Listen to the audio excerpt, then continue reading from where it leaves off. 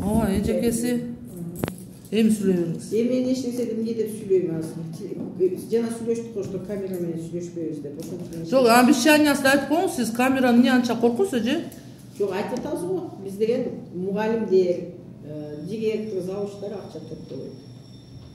Родительский комитет аркылуу. А мен родительдерге вообще кийлигишпейм, мен родительдермен даже тааныбайм, чындап айтсам. Законду мен азыр 2 жолу окудум эже.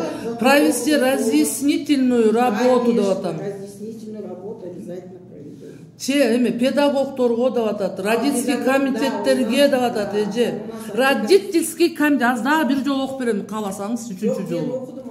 Анан сиз азыр кайра айтып атпайсызбы? Мугалимдер чогултпайт деп атасыз да? Анда родительский комитет чогулта берет да, кайрачы. Родительдер чогулта берет. Мен сизге жашына айтып атам. Сиздин директор болгондон бир эле ажо болот, бир мисал государствода бирөө болсо, мектепте бирөө эле болот. Анан родительский комитет деп родительский комитетке өзүңөрдүн мындай айткандай эменген баарын сылас этип коюп, аларга биз топтойбуз азыр. Мен жаңы келип даже родитель ким экенин билбейм. Айттым, скоро собрание болот деп. Эме общий. Токтоткул, ошо общий болгондо мени чакырып койсоңор, мен какылдап дагы эле айтып берем да ушул теманчы. Родительский комитеттерде да акча чогултпаш керек алар деп атам. Мероприятияларга да, бүт нерселерге. Анан силерчи азыр мындай понимать этип атасыңар да, түшүнүк мындай болуп атат да. Эжелерди чогултпайт, бирок родительский комитет чогулта берсе болот депчи. Бирок родительский комитет булардын колу болуп атпайбы, колу. Акчаны родительский комитет алат, анан кийин эси закон түрүндө жооп бере турган болсо, монтип отпрыгивать этесиңер.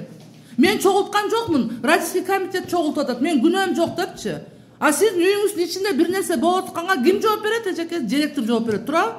А сиз болсо родительский комитетте атсылас десиңер. Ошон үчүн давайте мындай жакшынакай кабыл алып бири-бирибизден генеральный прокуратура келем деп аткан үчүн токтотуп да койдук.